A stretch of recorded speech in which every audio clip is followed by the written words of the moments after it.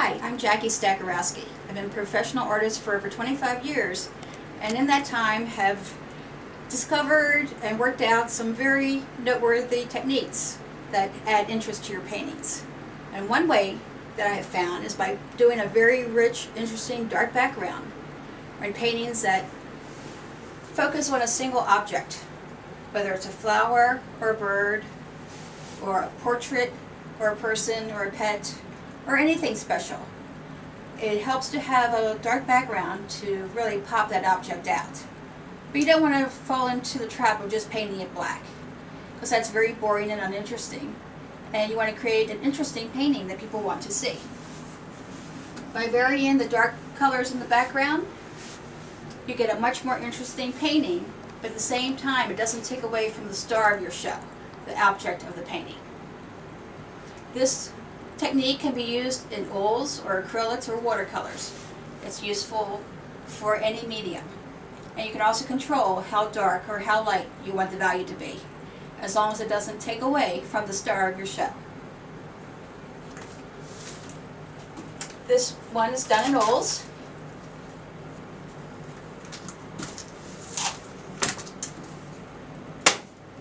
And here's an example in watercolor.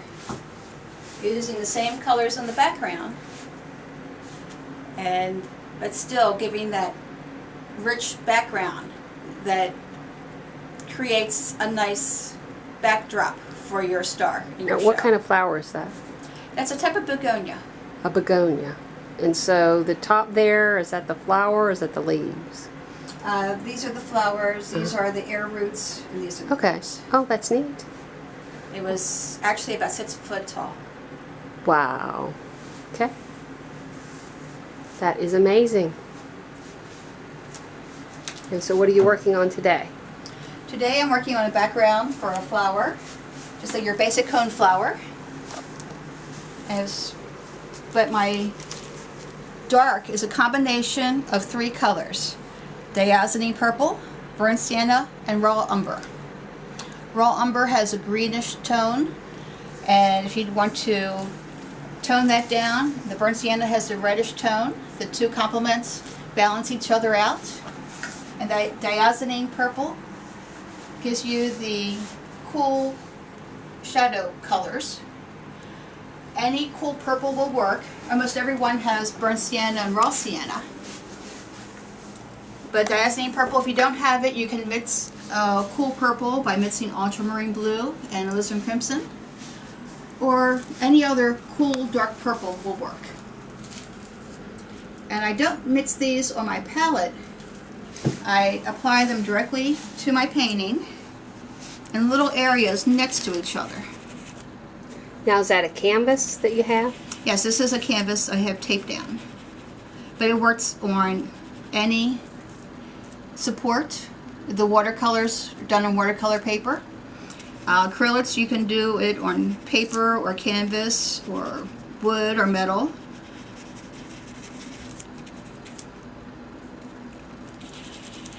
So you do your painting first. Well, you can do it either way. Just for an example, since I'm demonstrating the background, I wanted to have a painting that was already started. I didn't want to take time about doing the flower when I'm really just painting the background. But you can see how the background helps the flower to pop out. Mm-hmm. What made you choose those particular 3 colors for the background? It was a matter of trial and error. I found that the old masters, especially Rembrandt, if you see photos of his work in books, it looks like it's on a black background. But in person, you can see that it's a very rich, mottled series of browns with some cool tones as well. And the cool tone is your purple. Correct. And then your warm tones are the burnt sienna and raw umber. Yes.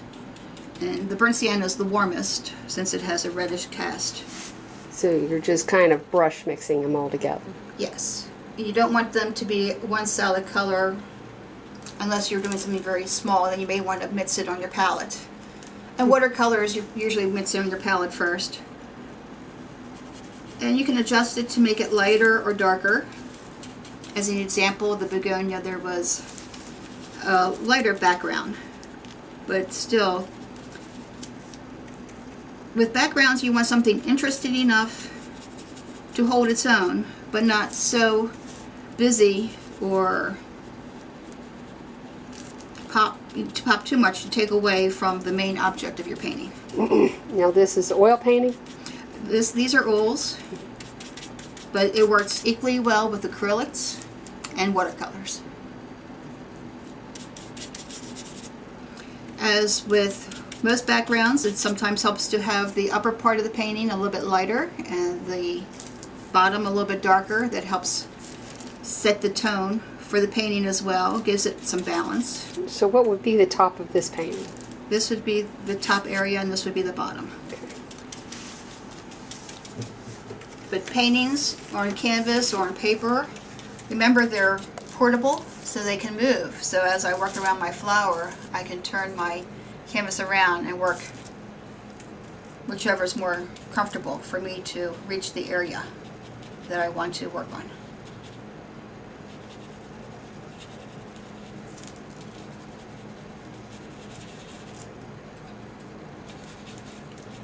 About how long does it take to darken it? Since I'm not adding any white at all to the paints, they're dark to Just one coat? one coat is enough. If you want, you can do a second coat. If you thin it out, you can do it, get a little bit lighter value. I do not recommend adding white because that basically takes away from the richness of the dark paints. It doesn't look like you're adding any liquid to your paint to thin it. No, these oil paints you can actually just scrub as thin as you like, almost like applying wax to a car. Kind of polish it into the canvas. A stiff brush works best for that. And once you have the area totally covered, if you want it smoother, you can just do a light sweep over it and remove the excess brush marks. Or if you want to leave it more mottled, it's a personal choice for your style of painting. Okay. Now, do you use a blending brush at any time to blend it, or do you just kind of like it mottled like that? Personally, I like it mottled, but I have, depending upon the subject matter, have smoothed it out. It's a personal preference thing. And where's your studio at? My studio is in Myrtle Beach. My artwork is available at the Seacoast Artist Gallery at the Market Common in Myrtle Beach. My website is artistjackie.com. Could you say that again? That's artistjackie.com. Okay. And when are your classes?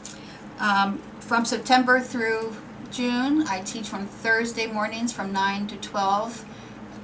Open studio painting as a hobby through the Myrtle Beach Recreation Center at the Base Rec Center. And why would somebody, what would someone get, excuse me, what would someone get by taking up oil painting?